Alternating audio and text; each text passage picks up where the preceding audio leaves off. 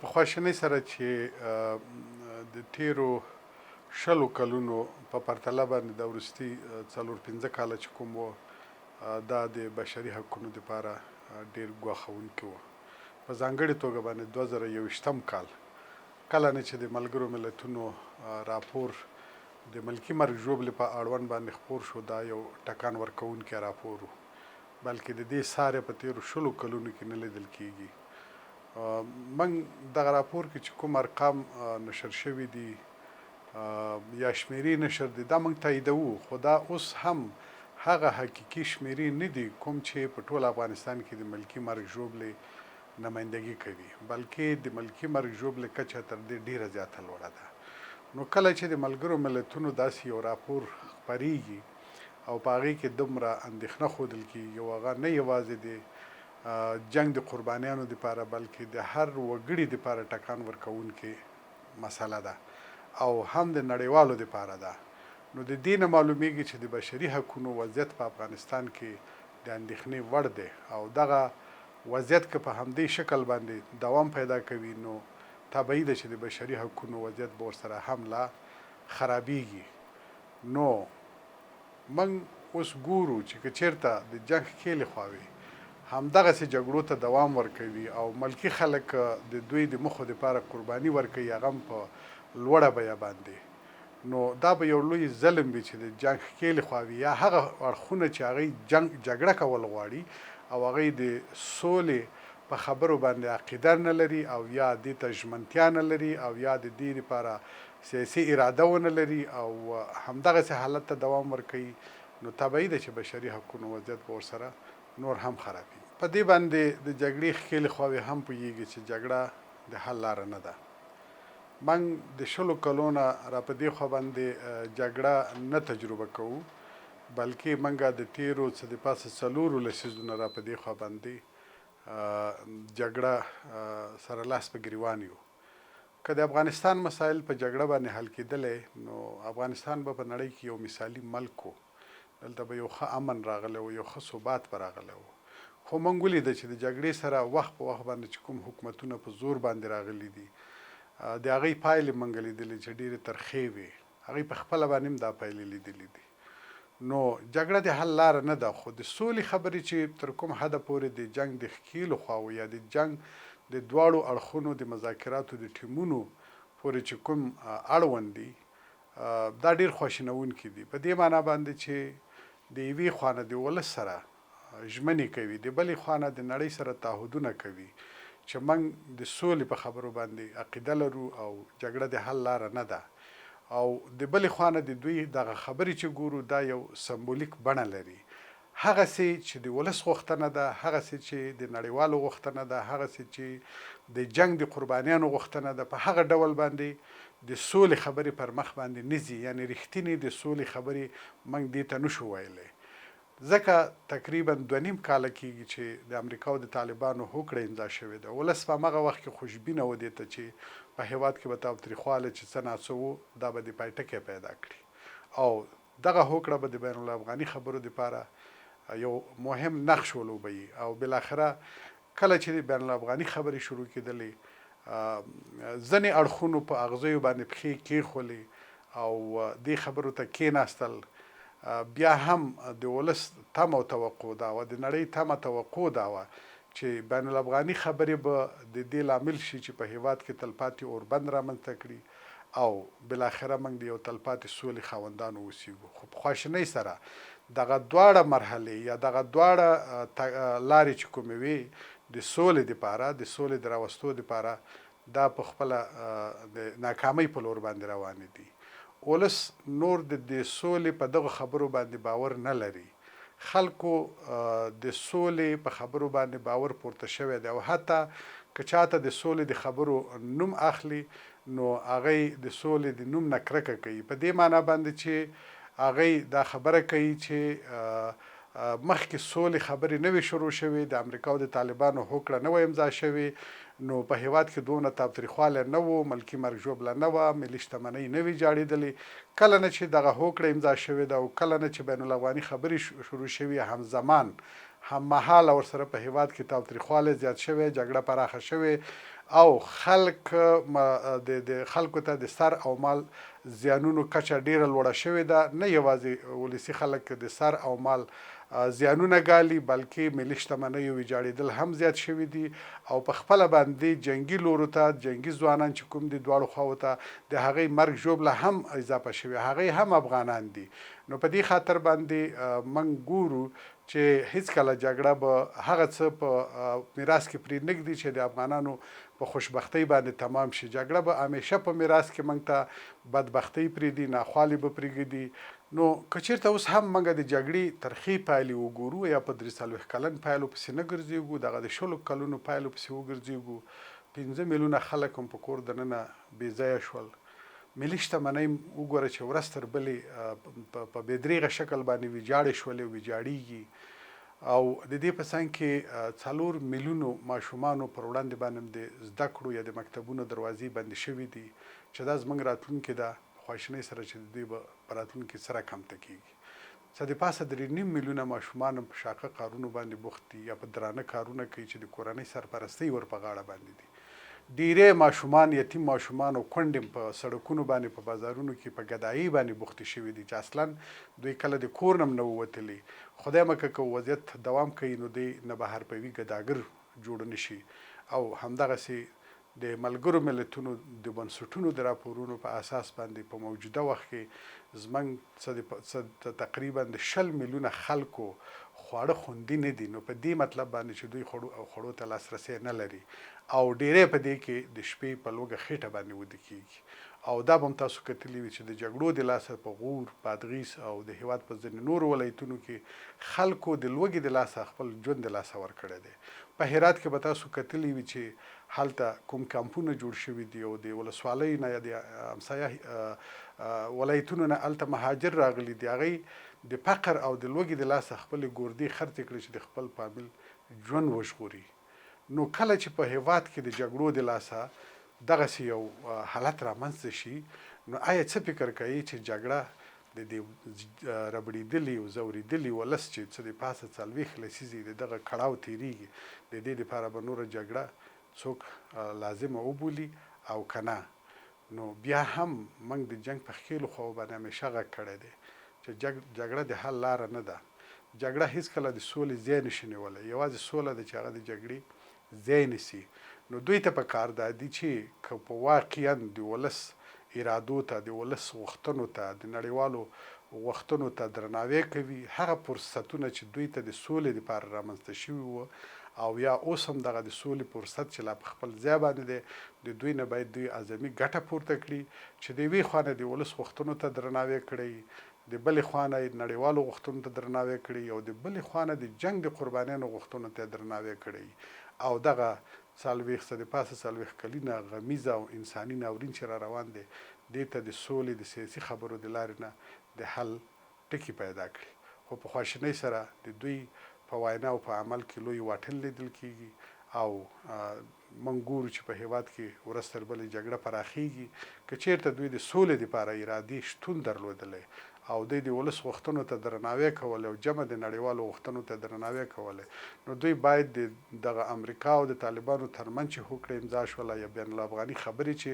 شروع شولې باید په هیواد کې تاوتریخوالی یا جګړه راکمه شوې وي، ملکي مرګ ژوبله باید راکمه شوې وي.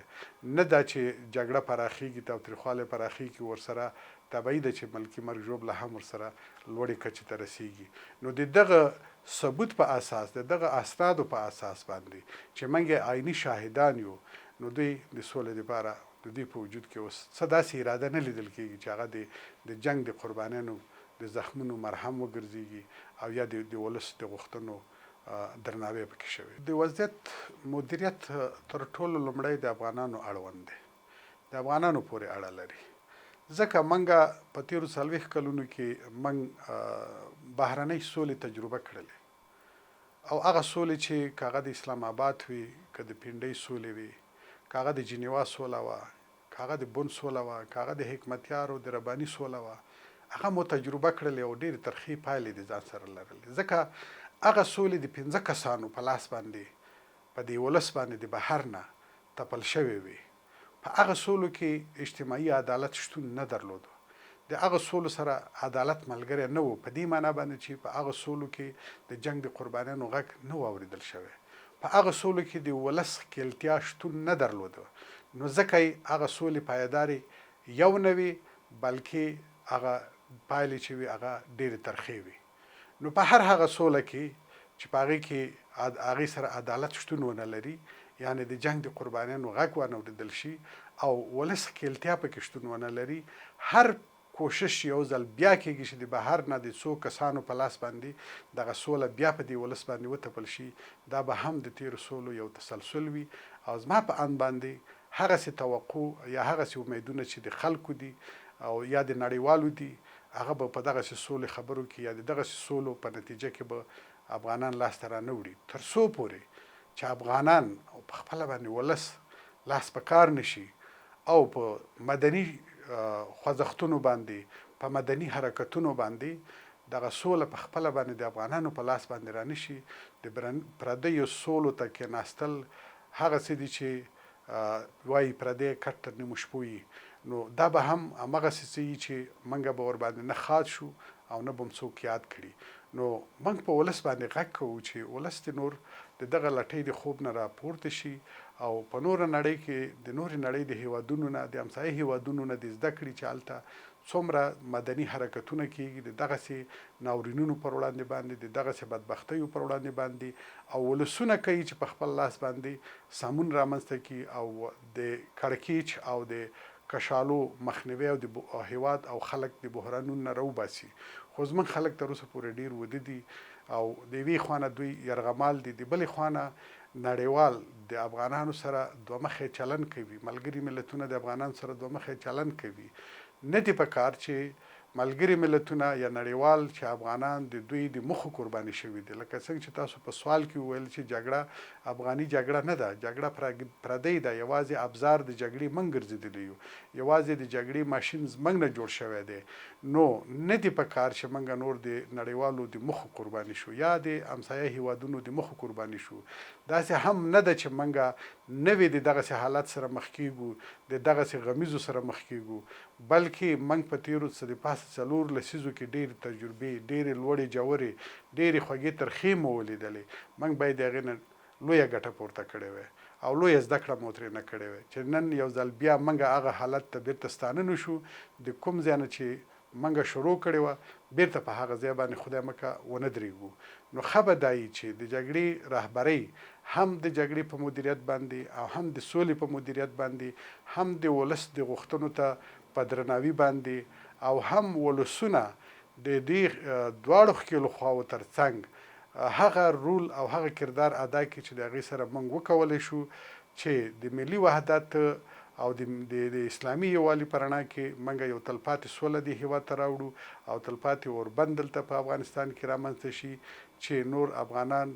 د دغسې ظلمونو، د دغسې ناخوالو او د دغسې کړاوونو نه د تل لپاره راوځي. بیا هم په افسوس سره باید ووایم چې حکومت او جمع د بشري حقونو خپلواک کمیسیون ډېر وروسته دغه غږ پورته کوي.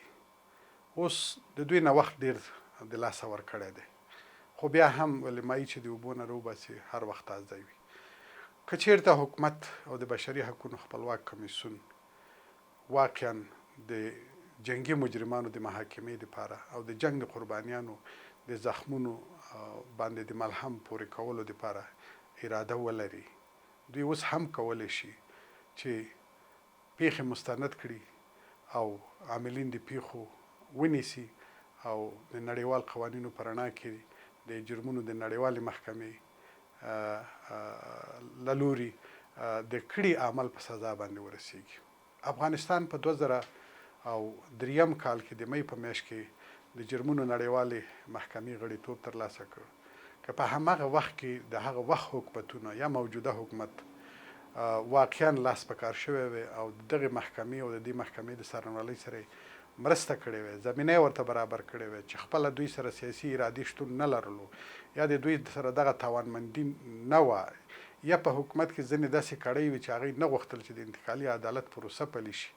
او یا د دغه موجوده وخت چې جنگي جرمونه هم د ورځې معمول ګرځېدلی دی د دې د عاملینو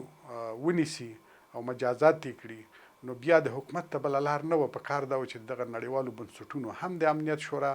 هم د ملګرو ملتونو د بشري حقونو شورا او هم د جنگي جرمونو نړیواله محکمه، دغه درې اساسي او بنیادي بنسټونه و چې دوی سره کار کړی وی او دوی په افغانستان کې لاس په کار شوي وي. نن به موږ د دومره لوړې کچې د ملکي مرګ ژوبلې شاهدان نه وو. زه په یقین سره ویلی شم چې دا اوس هم یو کس د جنگ د ښکېلو خواو د رهبرۍ نه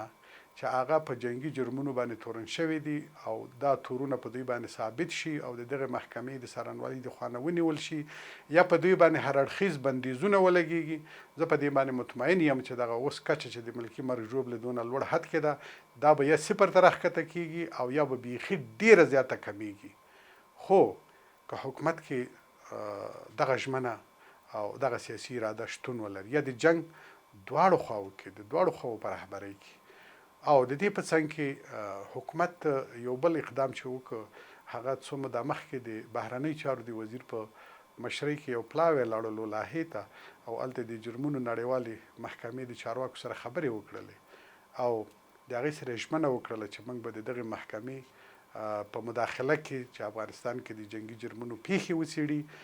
موږ به مرسته کوو او هغې ته 183 قضیې هم سپارلې دي. موږ نه پوهېږو چې دغه قضیې کوم ډول قضیې دي، موږ په دغه باندې قضاوت هم نشو کولی. کله چې قضیې برملا شي نو بیا به وګورو چې دا قضیې کوم نوع او کوم نوعیت قضیې دي. خو حکومت د دغې محکمې سره چې کومه ژمنه کړې ده دغه ژمنه د سر ته ورسیږي. د حکومت دغه اقدام چې کړی دی د دې موږ هرکلی کوو، خو ولې دا کافي نه بولو.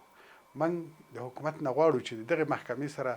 عملا کار وکړي، عملا دا محکمه په افغانستان کې لاس په کار شي تر څو پورې چې د یوې خوا نه